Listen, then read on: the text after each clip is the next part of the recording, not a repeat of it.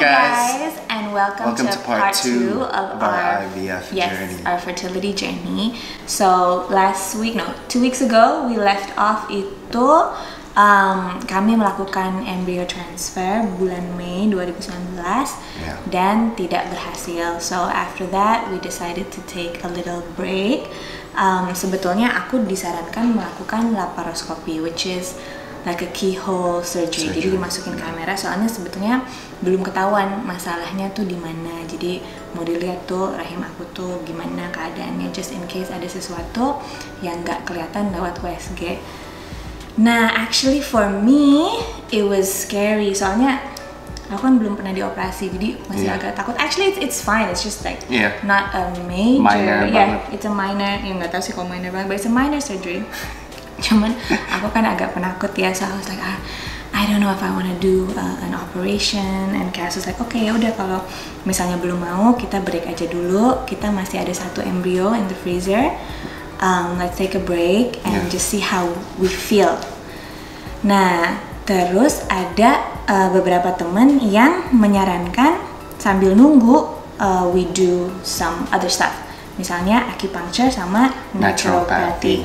Nah, so my friend Johan was like, you should try ini acupuncture, katanya bagus untuk fertility dan juga as a supplement to your IVF process. Jadi membantu proses IVF. And I thought, okay, yaudah, why not? Jadi aku cobain lah. Aku ke Dr. Weni di Tangkuban Perahu Health Center di Kuningan, and she was really nice. Dan itu pertama kalinya aku nyobain acupuncture.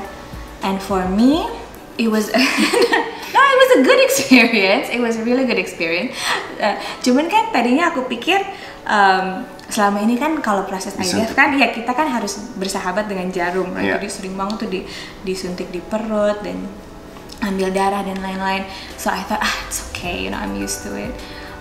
Tapi for me, acupuncture biarpun jarumnya lebih tipis, for me ya, kalau ada yang kayak oh no it's fine, I love acupuncture, sama sekali nggak sakit gitu. Cuma for me ada di beberapa bagian tuh, especially di sini, terus di kuping dan di kaki itu lumayan sakit. So she was crying like every time. Dan aku jadi setiap kali aku acupuncture nangis, dan katanya setelah aku Google it's not just a physical thing, tapi kadang-kadang kayak ada gitu. Emotional release, jadi aku kayak nangis. Apa yang ketahan akan gitu ya. Iya. So I experienced. Jadi banyak yang ditahan. Keluarlah semuanya itu tiap kali acupuncture.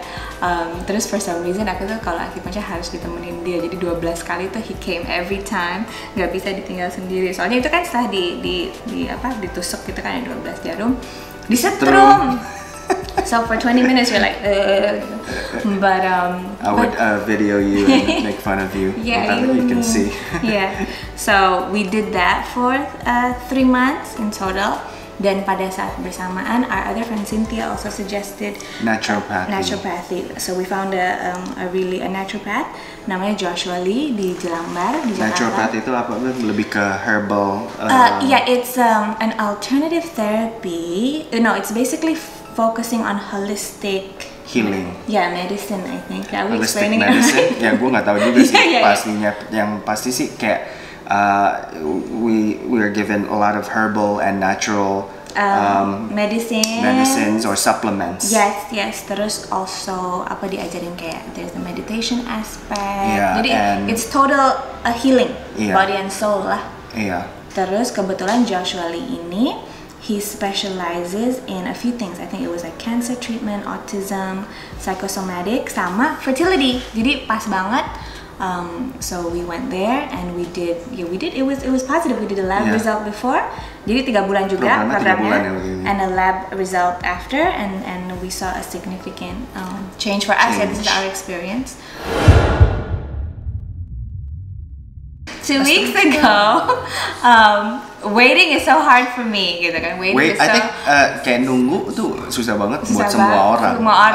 Apalagi nunggu yang sesuatu yang kita nggak ada control over the results, and that's so hard and gimana ya, nerve wracking. That we're not in control. Yeah, and I think about this process, sometimes it gives you an illusion of control when in fact it's still a miracle, it's still God's plan. Gitu kan, kita hanya bisa mencoba dan terus berusaha, tapi susah, nunggunya susah.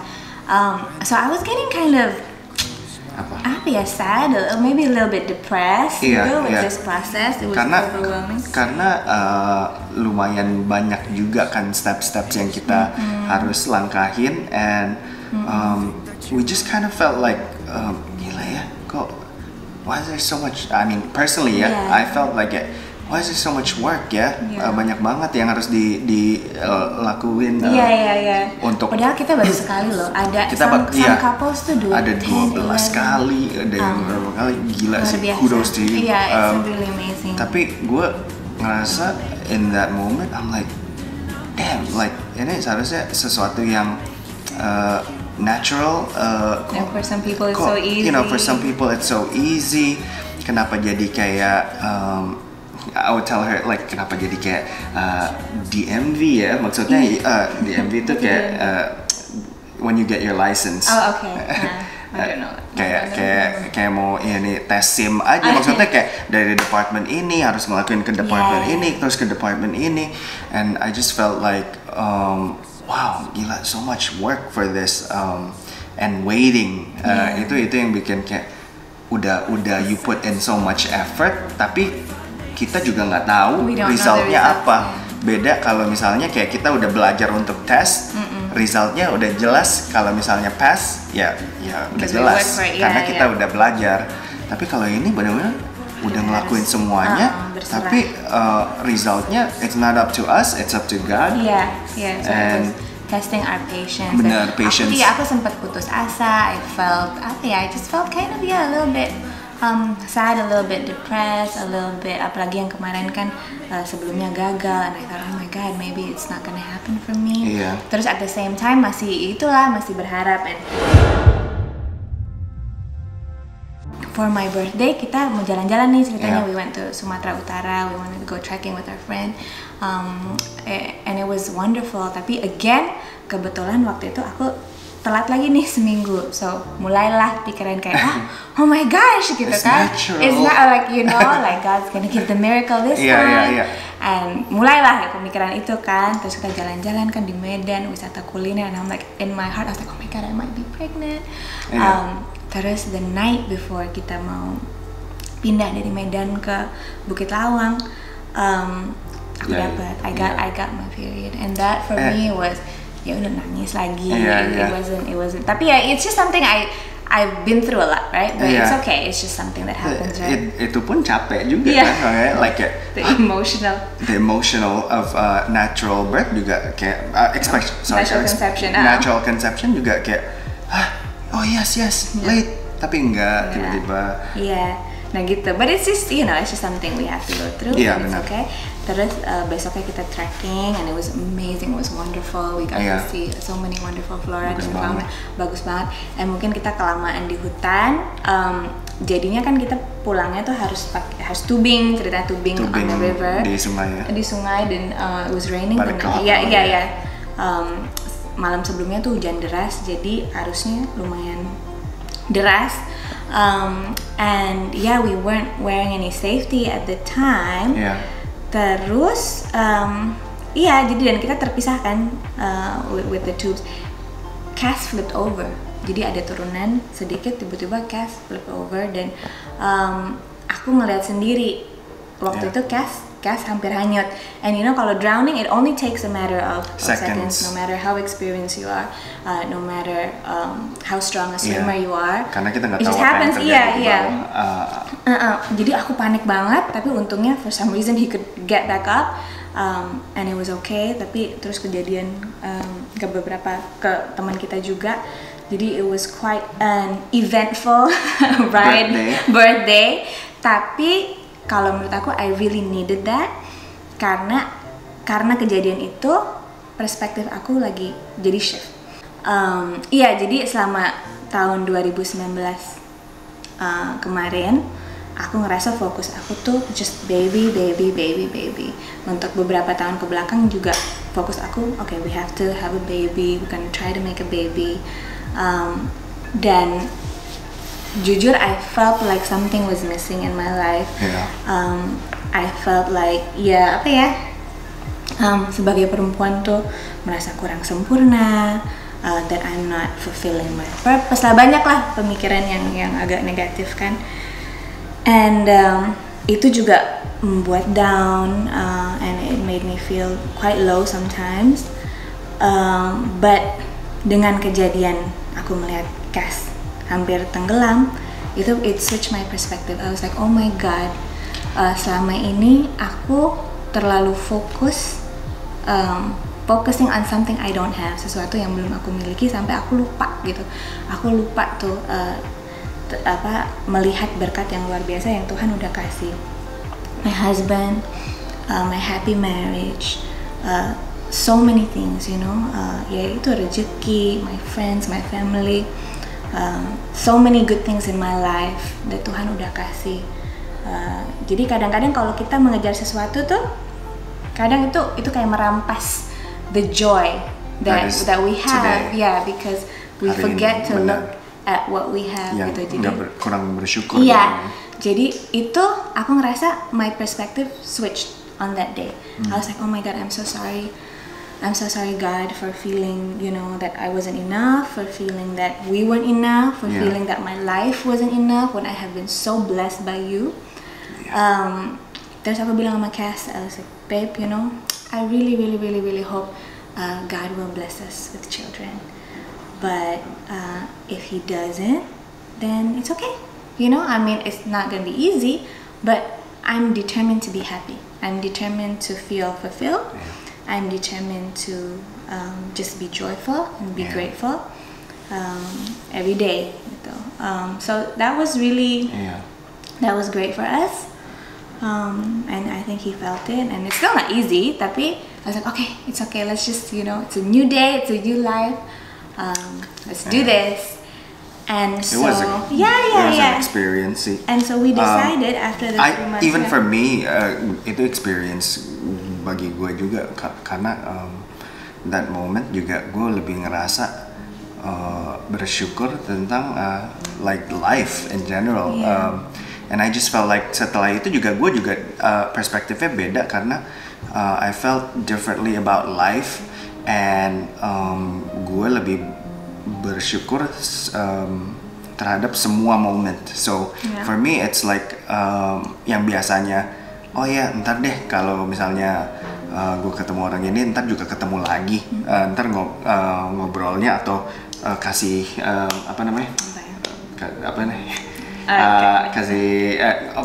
sharingnya pada saat nanti aja. Tapi sekarang karena kejadian itu gue lebih memanfaatkan setiap momen yang dikasih itu, gue sharing apa yang gue perlu sharing, ngobrol apa yang gue perlu obrolin, ucapin apa yang gue perlu ucapin, karena semenjak hari itu gue merasa kayak hidup itu tuh kita nggak tahu kapan waktunya Tuhan panggil. So for me it's like I want to live every day knowing that I already said what I needed to say to the people that are in front of me. And for me itu perspektif yang menurut gue change my life and berharga banget sih karena kejadian yang itu. Exactly. So after that itu bulan November kan udah selesai tuh program 3 bulan dengan acupuncture dan naturopathy as a supplement to our IVF.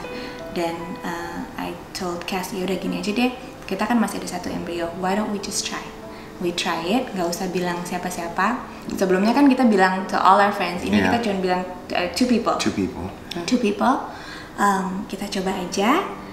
Kalau misalnya, dan to be honest, kalau aku pribadi tuh sedikit pesimis karena dengan kegagalan kemarin kayak maybe there is something wrong, maybe it's not gonna work. Dicoba aja deh, gitu kan? Ada 1 nih. Kalau misalnya masih belum berhasil, ya udah laparoskopi, I'm gonna do laparoskopi. And after that kita mulai aja dari awal, toh banyak banget kan couples who tried again and again and again baru berhasil tuh di kali ke-5, ke-6, bahkan ada yang sampai 11 kali coba baru berhasil. So we just keep trying, tapi tetap bersyukur and just try to enjoy everything God has given us, right? So we did it bulan November, tanggal berapa ya? I forgot, 15 something like that.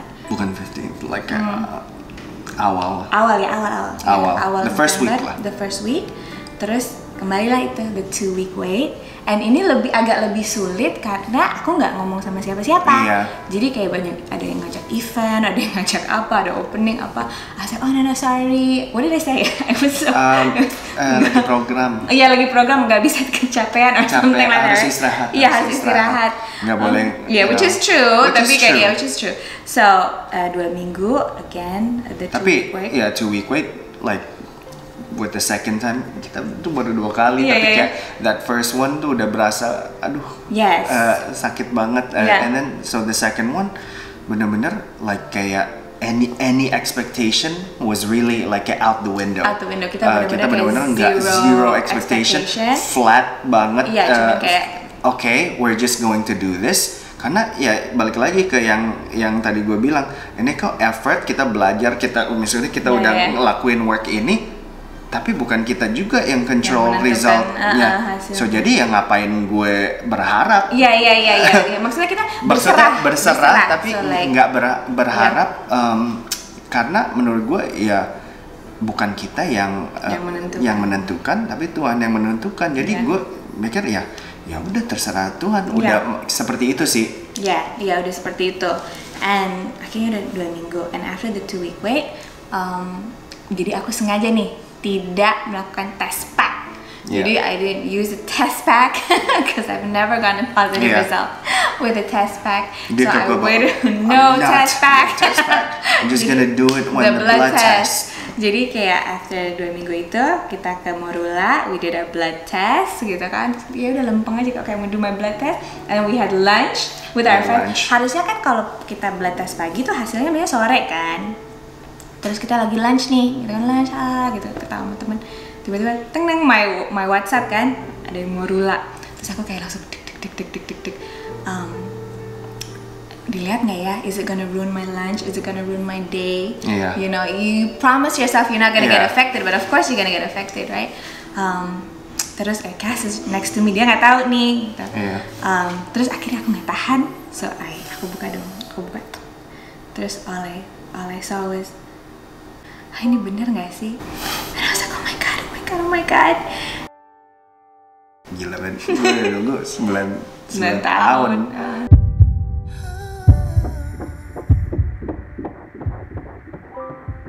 You're the kindest soul I've ever met. You got the sweetest touch I've ever felt. Shut up. Your love so good, I can't deny. No words can describe, but I'm gonna try. It's where I wanna be. Oh, you are the better half of me. We are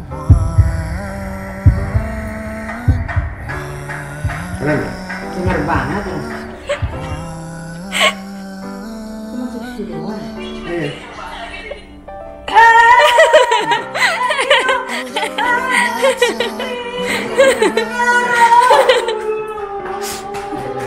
Heart of an angel, pure as your love is so good, I can't deny. No words can describe, but I'm gonna try. So yeah, guys, we're pregnant. Positive. Yeah, 18 weeks today. Yeah. So dan udah kelihatan banget sih. I'm Thank you God. yeah, I am pretty big and gaining weight every day. But Menurut gue sih like kayak as we journey this